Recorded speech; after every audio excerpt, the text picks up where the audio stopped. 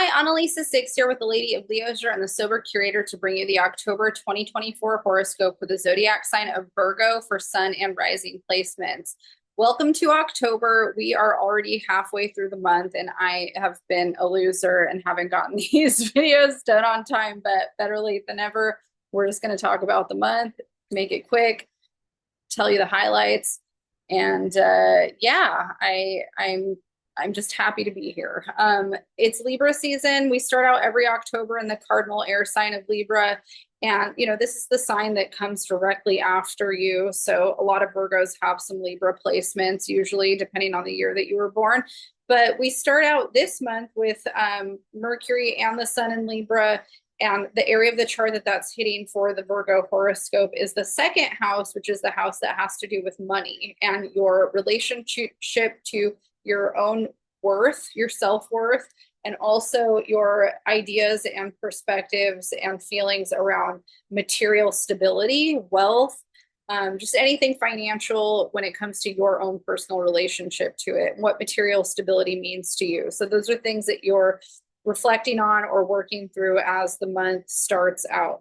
We also have Venus in Scorpio, and the area that this is hitting for you is the third house of communication. Now, Venus is the planet that represents our connection to relationships, how we like to relate to other people, how we love, and also how we like to be loved. In Scorpio and in the house of communication, we might be working through more challenging communication dynamics with people we're in relationships with. We might have to go into the deeper, more, kind of subconscious realms, how things are affecting our feelings. This especially comes up since we still have Mars in Cancer, and Mars is going to be in Cancer for the rest of October. And the area that Mars is in for Virgo is the 11th house, which is the house that's connected to friendship circles, groups, any organizations that we might be a part of, especially any kind of political organizations. Venus trining Mars wants there to be conflict resolution. However, Mars passing through this area still dredges up some tension and some conflict. So we're just kind of in this bubble of needing to work through maybe some more challenging communication dynamics where people are a little bit more sensitive or emotionally reactive. And you're working through how to maybe communicate more effectively or efficiently in those situations. One of the other things that we have going on is Jupiter stationing retrograde in Gemini. Jupiter's been in Gemini all year pretty much and is going to be stationing retrograde around the 9th. And the area of the chart that this is hitting for Virgo is the area that has to do with your career. And so if there's been anything that's coming up with work lately, this retrograde is going to be a time where you're reflecting and reviewing and reassessing some of the ways that you're approaching growth within your career and your work life. Also, how you put yourself out there in the public. And this retrograde's lasting until February. If we scale back a little bit, at the beginning of October on the 2nd, we had a solar eclipse in Libra. Solar eclipses happen during new moons when the ecliptic is conjunct that moon.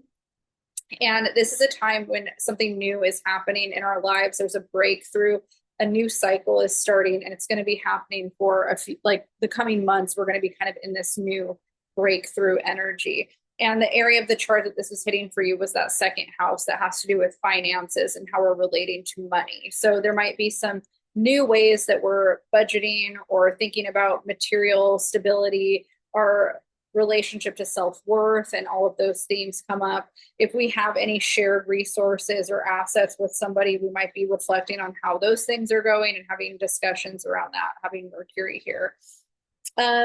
The next big shift of energy that we have after Jupiter retrograde is Pluto stationing direct at 29 degrees Capricorn. This is happening in the 5th house of your creativity, and it's right on the cusp of the 6th house.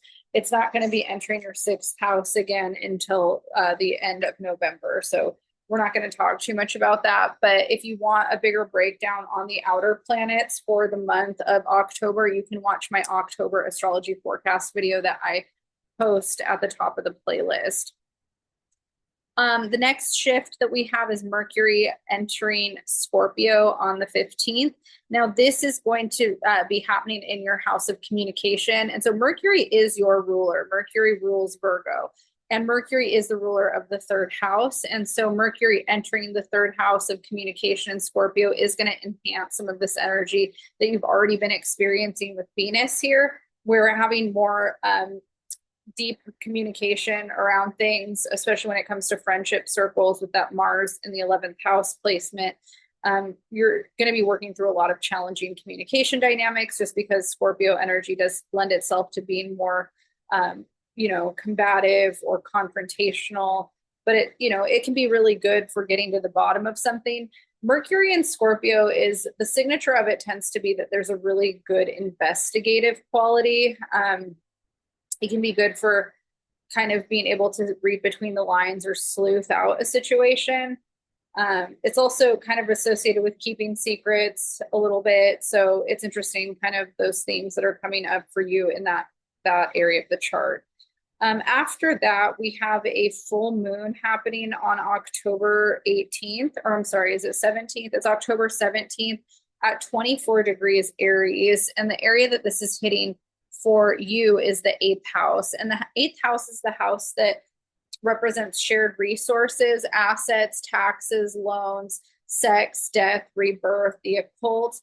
Full moons have to do with releasing and letting go of energy as well as manifesting. So if these are things that have been kind of themes for you where you're kind of moving through this area of your life, there's another big shift happening where this is a great time for you to release and let go any energy that's still kind of permeating that you need to shed around those themes, those 8th house themes.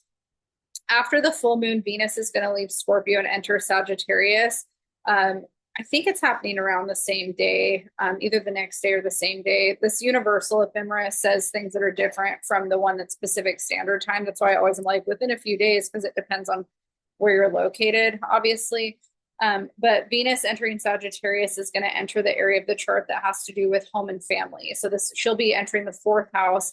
And here, in the 4th house, she blesses home and family, but she can also in Sagittarius make us want to get out of the mundane and maybe experience home and family somewhere else. It's not necessarily where we currently reside. The world is said to be our home when we're looking at a 4th house Sagittarius energy. So you might feel more wanderlusty and like you need to expand beyond where you feel like you've been when it comes to home and family. After that, we're going to have the sun leave Libra and enter Scorpio on the 22nd. And so we'll officially be in Scorpio season. And then the sun's going to be with Mercury and Scorpio, highlighting your 3rd house of communication. So again, communication is a huge theme for Virgo this season. Your finances are a huge theme, and also how you're relating to groups and social circles and how you're approaching conflict and communicating in your relationship dynamics. Big theme for Virgo in October.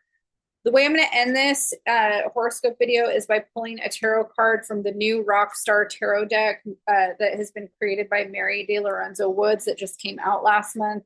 I am absolutely in love with this deck. Each card is a different rock star, and she just wrote some really cool stuff. And I've really enjoyed this deck. So I'm going to pull a card for you, Virgo. This is going to be it. The 3 of Pentacles. This is really on brand. You've got Run DMC here. This is really on brand for all of the 2nd house energy that you have in terms of finances and just kind of how you're reworking some things. The 3 of Pentacles is a card that often invites us to be open to asking for advice. So if you have been in a state where you feel like you need different financial advisement or even therapy or counseling, the 3 of Pentacles urges us to be open to receiving help and guidance from an outside source at this time. All right, Virgo, I'm going to leave you there. If you liked this video, please make sure to hit the like, subscribe button. I am found at theladyofleisure.com and thesobercurator.com, and I will see you guys all in November. Thank you so much.